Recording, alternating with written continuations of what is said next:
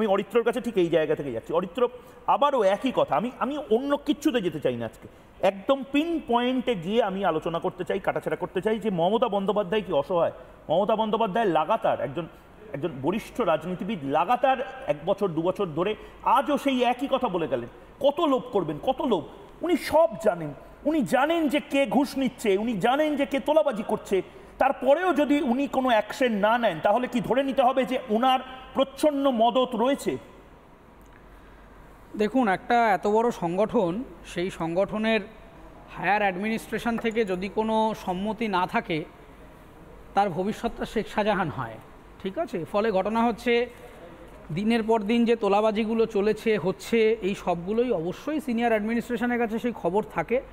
এখন উনি এটা যে কারণে করছেন, এটা দুটো অ্যাঙ্গেল হতে পারে বলে আমার মনে হয়। এক, অবশ্যই ওনার ভোটের ফলাফল খারাপ হয়েছিল বলে উনি এখন আরবান পপুলেশনকে টার্গেট করছেন, কলকাতা শহরকে সুরক্ষা দিতে চাইছেন। এখন ভারত নিয়ে অনেক কথা শুনছিলাম। আচ্ছা, ভারতবর্ষর মানে যদি হকাট বা উদ্বাস্তু বা বস্তি বলে যে মানুষগুলোকে আপনারা অ্যাড্রেস করছেন যে তারা নাকি জবরদখল করে নিচ্ছে, তারা কি ভারতীয় নন?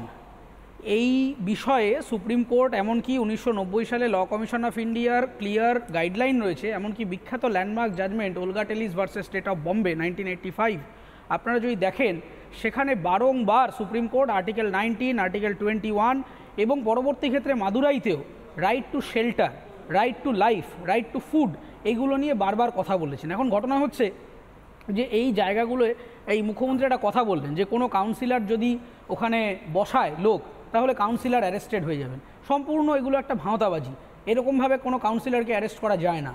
ফলে দেখুন, এখানে পুরো অঙ্কটাই হচ্ছে, আমার যেটা প্রেডিকশন যেটা হবে, প্রথমে একটা সিভিল আনরেস্ট তৈরি করার চেষ্টা করা হচ্ছে। এই যে যাদেরকে উদ্বাস্তু বলা হচ্ছে, বাইরে থেকে চলে আসা হচ্ছে, এই উদ্বাস্তু নিয়ে এত ওনার প্রবলেম, কিন্তু সিএএ উনি ইমপ্লিমেন্ট হতে দেন না। যাই হোক, সেটা ওনার ব্যক্তিগত ব্যাপার। এবার ঘটনা হচ্ছে যে প্রথমে এদের মধ্যে একটা ঝামেলা লাগিয়ে দেওয়া হবে, এদের বাড়িঘর ভেঙে দেওয়া হবে, এদের ব্যবসাপাতি সমস্ত তুলে দেওয়া হবে। তারপরে কিছুদিন বাদে দেখবেন যে একটা প্রকল্প নিয়ে আসা হবে। সেই প্রকল্পটা নিয়ে এসে বলা হবে যে দেখুন, তৃণমূল কংগ্রেসের পক্ষ থেকে আমরা একটা নতুন প্রকল্প আনলাম, এনে আমরা আপনাদের একটা থাকার ব্যবস্থা করব, মানে সোজা ব্যাপার একটা রিহ্যাবিলিটেশন প্রোগ্রাম টাইপের করা হবে। এবং সেইটা যখন আবার আপনি এই হকাররা করতে যাবে, তখন আবার সেখানে একটা করাপশান হবে। সেখান থেকে ফর্ম ফিল আপের নামে এই নেতার পা ধরো, অমুক কাউন্সিলরের পা ধরো, তমুক পঞ্চায়েত প্রধানের পা ধরো ধরে সেখান থেকে টাকা নেওয়া হবে। তার মানে বেসিক্যালি প্রথমে উনি আরবান পপুলেশনকে টার্গেট করছেন, সেই জায়গাগুলোকে ধরে উনি রিফর্মের নামে ওখান থেকে আবার একটা রুফহোলস তৈরি করছেন কীভাবে উনি ইনকাম করতে পারেন। এই যে এত এনক্রোচমেন্ট নিয়ে কথা হচ্ছে, অদ্ভুত অদ্ভুত কথা বলেছেন উনি সেদিন। বলেছেন যে এই যে বিভিন্ন জায়গায় বেআইনি ফ্ল্যাট তৈরি হয়ে যাচ্ছে, তাহলে যারা পজেস করছেন তাদেরকে দিয়ে এফিডেভিট করিয়ে নিন যে তারা যদি ওর মধ্যে ঢোকে তাহলে সরকার, মানে যদি ভেঙে পড়ে তাহলে সরকার দায় নেবে না। তাহলে সরকার রেখেছি কেন আমরা? সরকার ব্যবস্থাটা তুলে দিই। সরকারের কাজ কি এসি ঘরে বসে নবান্নে মিটিং মিছিল করা? কি ঠিক কথাটা কি? রেজিস্ট্রেশনটা হচ্ছে কি করে? ফ্ল্যাটটা উঠছে কি করে? আপনি ছোট করে বলেন, বলুন না, আপনাদের দুজনেই, আপনারা দুজন আছেন, আপনি বলুন, বলো শেষ করো। না আপনি বলুন, ফ্ল্যাটটা হচ্ছে কি করে? এই মুহূর্তে রয়েছে আমার, ফ্ল্যাটটা হচ্ছে কি করে? ফ্ল্যাটটা হচ্ছে বেআইনি, সেটা উনি বলছেন। যেখানে যেখানে বেআইনি ফ্ল্যাট হচ্ছে এবং যারা পজেস করছে তাদের সম্পূর্ণ দায়। সেইখানে কোনো রকম মিউটেশন বা রেজিস্ট্রেশন পজিশন যারা করছে তারা সম্পূর্ণ তাদের নিজস্ব দায়িত্ব।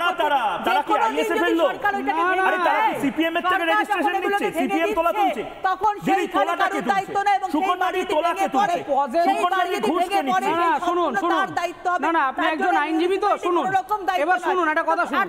আর হকারদের নিয়ে যে কথাটা বলছো পুনর্বাসন, না সুকন্যাদি বিল্ডিং বিভাগের দায়িত্ব থেকে, সুকন্যাদি বিল্ডিং বিভাগের দায়িত্ব থেকে, কলকাতা কর্পোরেশনের বিল্ডিং বিভাগ, মমতা বন্দ্যোপাধ্যায় সেটা বোধহয় বিল্ডিং বিভাগের দায়িত্ব থেকে, না কলকাতা কর্পোরেশনের বিল্ডিং বিভাগের দায়িত্বে আছে ফিরহাদ হাকিম। ঠিক আছে, যা খুশি।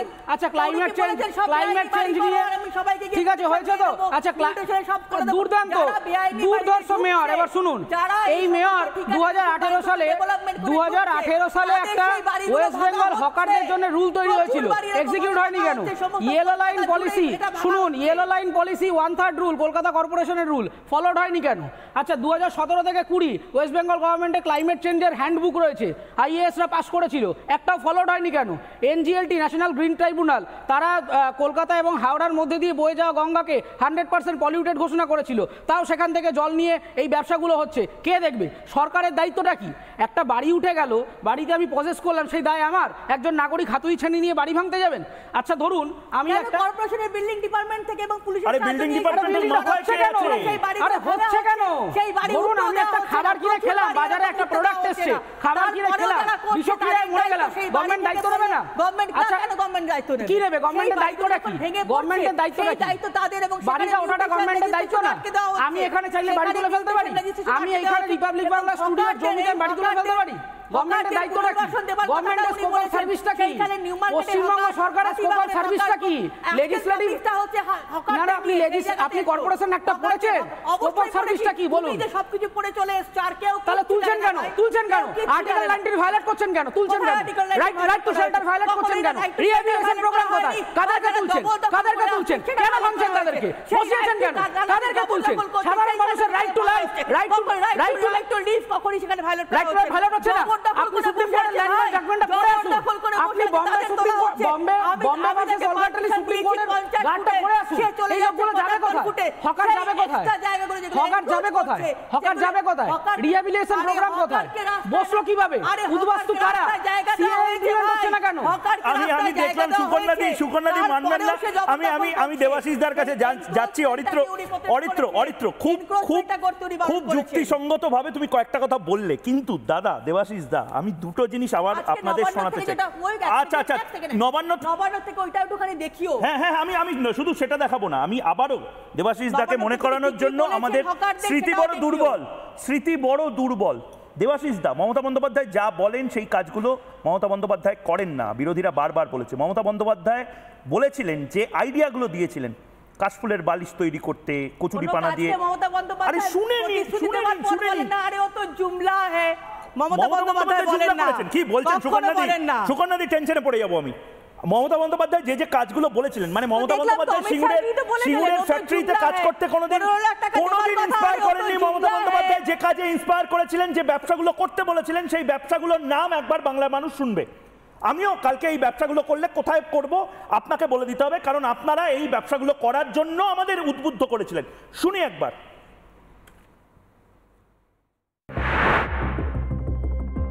বাংলায় দেখবেন অনেক লোক ঘুরতে আসবে, পুজোর সময় ঘুরেও বেড়াবেন, আর দরকার হলে একটা ঝালমুড়ির কৌটোর মতো কৌটো করে নেবেন, একটু বাদাম দিয়ে দেবেন, একটু ছোলা দিয়ে দেবেন, দারুণ বিক্রি হবে। আপনারা কি জানেন কচুরি পানা দিয়ে এত সুন্দরভাবে সেটাকে শুকিয়ে ব্যাগ তৈরি করছে, বাজারে যাওয়ার ব্যাগ তৈরি করছে, খাবার থালা তৈরি করছে। আগে যে শালপাতার থালায় খাবার দিত, ওই থালাতে খাবার দিচ্ছে। বাচ্চাদের জন্য তুলোর পিলো ইউজ করে, মানে বালিশ। এই কাশফুল দিয়ে কত ভালো হতে পারে। এই কাশফুলগুলো আর তুলো মিশিয়ে দিয়ে একসাথে, যদি কাশফুলের সংখ্যাটা বেশি হয়ে যায়, এ তো তুলোর থেকে অনেক হালকা। ভাববেন এক একটা জিনিস আছে গ্রামগঞ্জে, অনেক জায়গায় এখনো পড়ে আছে, যা দিয়ে আপনার ব্যবসা হতে পারে। দেবাশিস দা, এটা একটা প্রসঙ্গ। উনি যা করতে বলেছিলেন সেগুলোই আসলে এই ছেলেমেয়েগুলো করছিল রাস্তায় বসে, কারণ তারা সিঙ্গুরের ফ্যাক্টরির সামনে এই ব্যবসাগুলো করতে পারেনি, নন্দীগ্রামে করতে পারেনি। এটা একটা দিক। মমতা বন্দ্যোপাধ্যায় যা বলেছেন সেগুলো মমতা বন্দ্যোপাধ্যায় পালন করেননি, উল্টে বুলডোজার চালিয়েছেন এই গরিব মানুষগুলোর ওপরে। আরেকটা দিক আবারও বলছি, আবারও মনে করাচ্ছি, কারণ আমাদের স্মৃতি বড় দুর্বল। Mamata Bandyopadhyay corruption, zero tolerance two corruption নিয়ে যা বলেছেন, কেন করতে পারেননি? আসলে কি চান না? আরেকবার মনে করি, আরেকবার দেখি, আরেকবার বোঝার চেষ্টা করি। ঘরে একটা শোবার বিছানা আছে, ঘরে একটা টিভি আছে, ঘরে একটা স্কুটার আছে, নয়তো একটা গাড়ি আছে, তোমার ঘরে একটা কল আছে, কলের জল পাও, বিদ্যুৎ পাও, দুবেলা দুবার দুপুরে ভাত খেতে পাও, ছেলে মেয়েরা ভালো আছে, আর কি চাও? কত চাও? কত খাবে গো?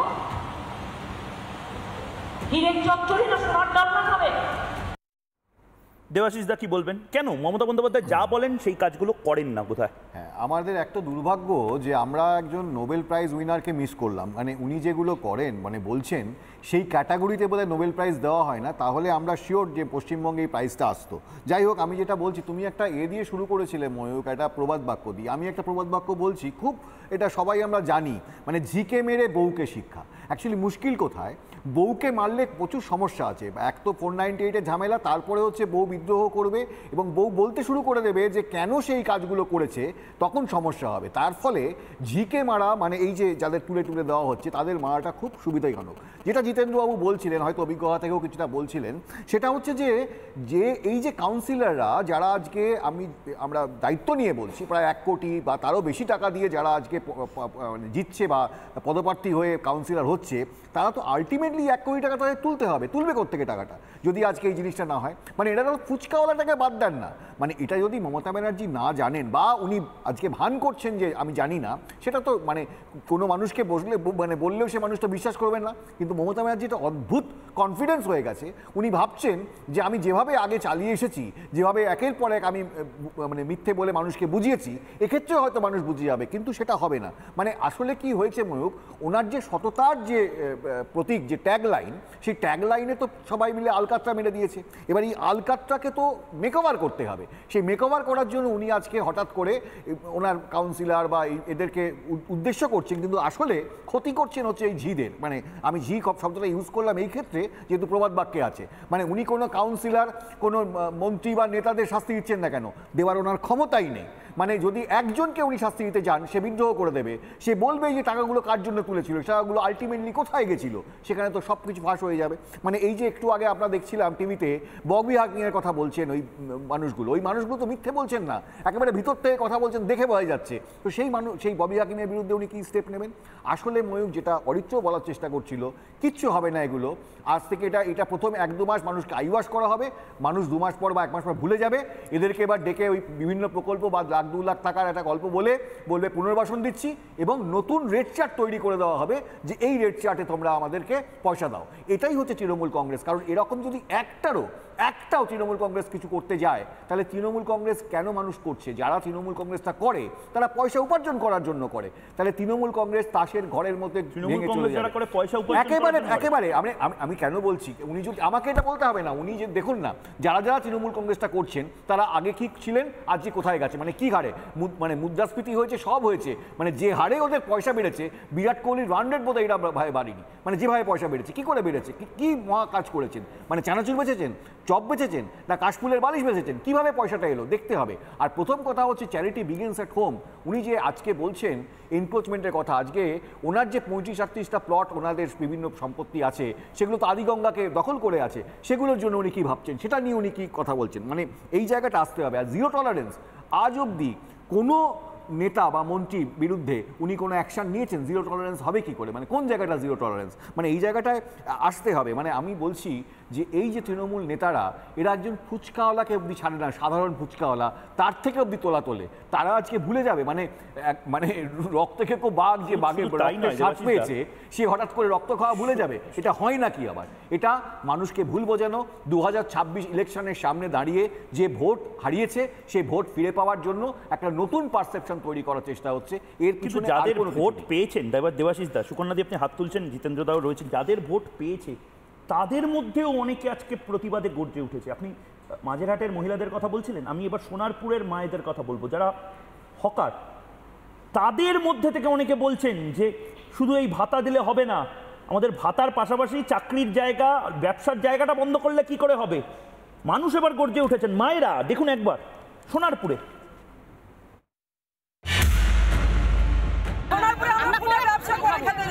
আমার কোনো সাহায্য দরকার নেই, আমার দিদির ব্যবসার জায়গাটা কেন তুলে দিচ্ছে আজকাল? আমাদের দরকার নেই, কিচ্ছু দরকার নেই, আমাদের খেতে খাবো। আমার বাজারে এখানে দোকান আছে, আমরা চাইছি দিদির কাছে হাত ছোড়া করে প্রার্থনা করছি যে আমরা প্রত্যেকে যাতে করে খেতে খাই, আমাদের ছোট জায়গা হোক, আমরা করে খেতে চাই, সেই রকম পজিশন আমাদের দিক।